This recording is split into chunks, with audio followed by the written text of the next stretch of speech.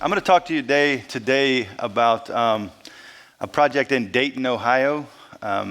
Basically, what we did was we predicted for future vacancy in a very significantly depopulating city. So we used a land transformation model to predict not for urban growth, which is typically used for, but for actual decline in a specific neighborhood. So what you're going to see here is the importance of kind of geoanalytics in regards to what you see in the title here is called right sizing. It's also referred to as smart decline in some places. I know that's not a popular term. And then I think I've also heard it referred to as smart shrinkage, which I think is a little more innuendo than the other ones. But we're applying it in Dayton, Ohio. As you can see here, it's one of these kind of Rust Belt cities that's feeling a lot of effects of depopulation. You can see in the diagram here that since 2000, it's lost about 14.8% of its population, at least from 2000 to 2013. You'll see a lot of the data on vacancy and abandonment only goes up to 2014. You're going to ask why, because that's the only data that the city would share with us. That's all we could get. So, but I want to thank Yuri Lee, a really fantastic graduate student I had to help work on this. Some people at the Center for Housing and Urban Development at Texas A&M, where I'm an associate professor, and the funding for the project was through the CELA Class Fund, actually. So we had some good products. So if you want to know what kind of smart decline or right sizing or smart shrinkage is, basically it's planning or design for smaller amounts of people. And the idea is that you'll manage vacant lots rather than chasing hefty developmental incentives or initiatives in areas where significant depopulation is occurring. And a lot of this approach has started to gain a little momentum and also a little criticism, depending on who you talk to. But it's been thought of as a way to approach a lot of the vacancy and abandonment in some of these massively depopulating cities, or what they call shrinking cities, which are basically cities that are over 10,000 or more in population that have massively depopulated over the last at least 2 years, and they're showing symptoms of structural crisis and abandonment. So depopulation, can occur for many reasons, from wars to different, flood hazards or hurricanes, those kind of things. In this particular, it's deindustrialization and economic recession are occurring, but they're all somewhat interrelated. And vacancy, once it starts, the ball gets rolling. Vacancy is actually shown in the literature to be an indicator or a proxy for more vacancy, right? So it's a causal factor of itself if it remains vacant for significant period of time. So this is all the cities in the world of over 100,000 people that are technically considered shrinking. So 144 cities, but around 10% of the world's population actually lives in these cities that are depopulating, which is a little amazing to think about. And especially in a world where we're projected to rapidly urbanize, and populations in urban centers are projected to grow, yet there are still cities that are actually massively depopulating. And if you look at Dayton on this list of some of the top percentage-wise of population decreasing, it's about number 8 in the world globally as the percent of people who have depopulated or left the city since its peak population, which is pretty amazing considering some of the sizes of these other cities. So if we look at the actual percent here, this is Dayton population peak in 1960. 262,000 people. From 60 to 80, it lost around 30% of its population.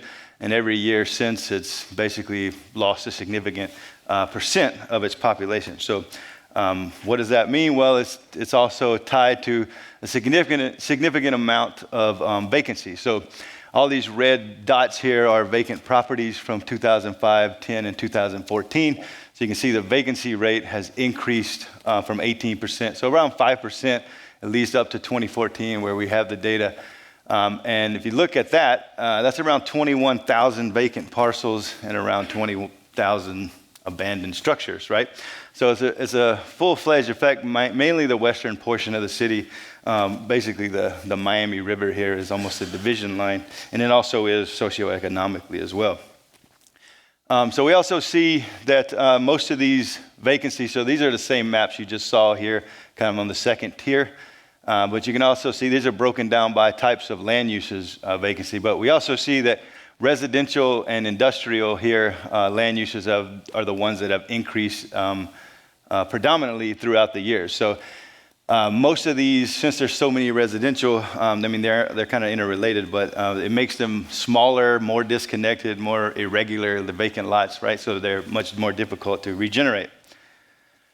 If we look at just a breakdown of the employment, most of the employment sectors have also declined. Around 2010, there was around a 12.5% unemployment rate, which actually has lessened, so that's a good indicator. That ties in with some of the high poverty rates. But really, arts and entertainment, education and healthcare are the only two kind of employment or labor force categories that are increasing. If we break this down in more granularity, from 2001, this is the way this chart reads, all the way to 2012, we have all of these different industries and whether they've increased or decreased. So construction, manufacturing, retail trade, hotel trade, those are the ones that have lost the most jobs, whereas you see kind of, again, education, arts, and entertainment are the ones that are kind of increasing. But overall, from 2001 to 2012, they lost around 1,600 jobs. So a lot going on. So the smart decline approach, the right sizing approach, whatever you want to call it, it's based on two factors. One, nodal development in areas with higher development potential. So we know the cities aren't just a regular blanket, right? There are active and inactive spots within it. So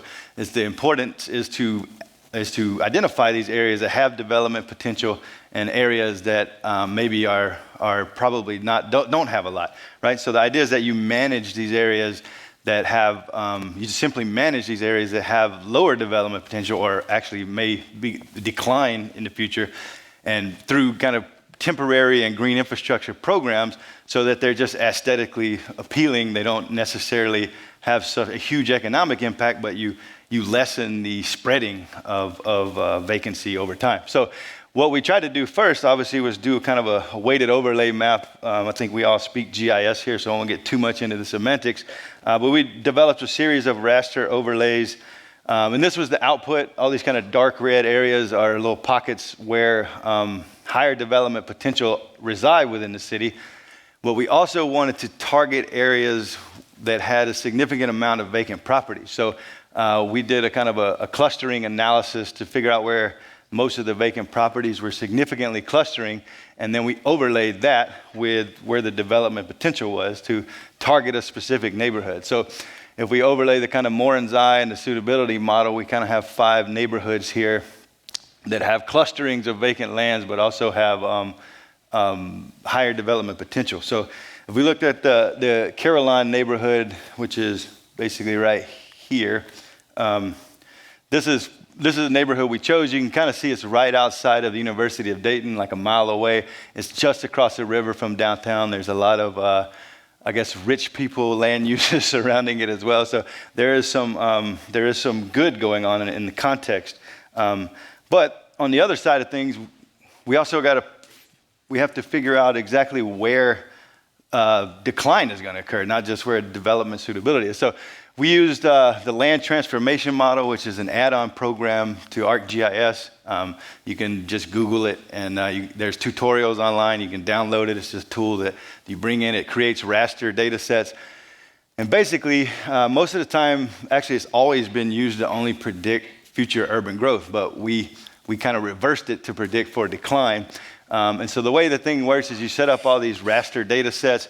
You need 2 different periods of time for what you're trying to predict for, whether it be residential growth, and then, or whatever, in this case, decline. It'll analyze the change between those two periods, and then you build in drivers or variables for the factor you're trying to predict for, and it will utilize those and the change maps, run its own kind of black box here in an artificial neural network. Runs up to 250,000 cycles. And every 1,000 cycles, you get a kappa statistic. You pick the one with the highest kappa stat, and that has the highest validity, and then you choose kind of the outputs on those.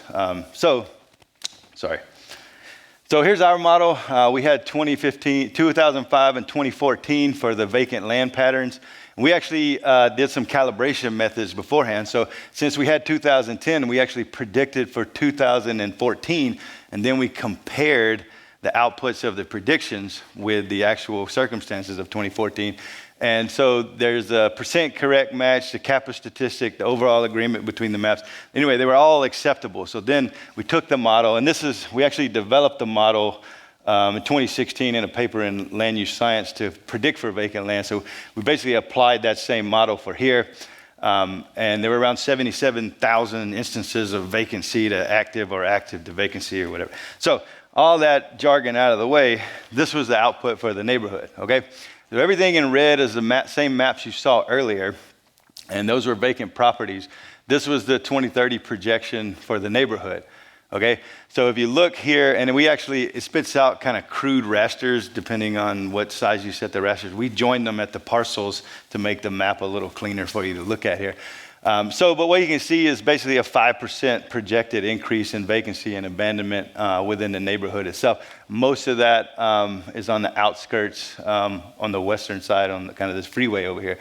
So as I said, it's somewhat conceptual design, but the analytical framework to identify future vacancies, but also higher areas of development potential. This is kind of the way we set up. So if you're looking at some of these legacy cities, they do a lot of engagement to figure out what permanent land uses to put in, but in particular, what temporary land uses they can kind of create green infrastructure in a lot of these declining areas. And we actually just took kind of either whether it was all the current and predicted kind of parcels, and a very simplistic typology here. If they're shaped like a flag, we call them a flag void. If they look like offset each other, they were offset voids. But they at least gave us some sort of spatial configuration of whether or not they were large or small and what kind of green infrastructure we could put in. So on the outskirts of the neighborhood, this was the area that had the highest development potential. So we just allowed the land to tell us where to develop. All of this stuff was either currently or predicted to go to decline. And we basically, the master plan is a giant kind of green belt around the edge that hopefully at some point would feed into some of the other green infrastructure in the city as a whole. But this would be the areas that we would develop in based on at least the outputs. And so this would be some of the kind of temporary green infrastructure used based on some of the reports we got from the community feedback. Small scale pocket parks from these giant massive vacant lots, or small kind of interval vacancies are predicted to go vacancy, urban farming, those kind of things. But then so if we go back a couple, right, this is this red-lined area here. This would be basically most of the development potential around the highway here, and we've infilled a lot of green infrastructure actually into this kind of neighborhood area here. But small, kind of really smaller scale mixed-use nodal development, which the theory of smart decline or right sizing actually calls for. So that's kind of the master plan layout for it. And we tried to phase it in and do some kind of impact analyses on what some of these. So the idea was that anchors for future development to basically densify around and then infill on the outskirts here. If you look at it, overall, we use Ewing and Bartholomew's formula for kind of land use and building size to estimate new jobs created. There was close to 600 new jobs, but you can also see a significant amount of green space and around 20 acres per 20 acres per phase of regenerated vacant properties. So overall, if we look at outside of the developed potential area, just to kind of show the people how the concept worked, we regenerated only 63% of the vacant properties. Not all of that was from development either. So, and that we call this prevented decline. So these are some of the parcels that were actually predicted to decline in the future that we actually gave some sort of programmatic use to. And everything else we kind of just turned into green infrastructure or small scale, basically prevent the vacancy from spreading. And so the concept basically is spelled out in a lot of these kind of land uses here. So if you look at what we regenerated, we only went up around 7% on residential land uses, because we're not chasing a lot of new development in this, like, spread out across this whole area. And we actually reduced the commercial here, and but we made up for it in some decent amount of the mixed use here. If we look at the places that we actually, what we call allowed to decline, which probably isn't the best terminology here, but we catapult, even in the prevented ones, we catapult a significant amount of green space, and we actually decrease most other land uses. So commercial land uses and residential land uses, and even mostly industrial, right? They all decrease. While instead of chasing, all these kind of same developments that were there before that didn't work out. So that's kind of the intent. So the idea was to create kind of an analytical framework to kind of identify where in shrinking cities, where new development should occur versus where future decline is going to occur, and then how can we manage these places that are going to decline to prevent kind of future spreading. And I think the intent really is to allow these kind of future decline areas to remain, I would say, dormant until some new economic engine can swing back in, and almost like you're putting Neosporin on it to cure it for a while until we can get new economic engines in to revitalize it. So I think the analytical framework was pretty successful. The conceptual layout helps you kind of understand it. We actually won an ASLA award in the analysis and planning category for kind of the GIS analytics involved with it. And we have a paper just accepted in Journal of Geovisualization and Spatial Studies that's coming out. So if you're interested in the model and the more specifics about it, you can check that paper out. So thank you.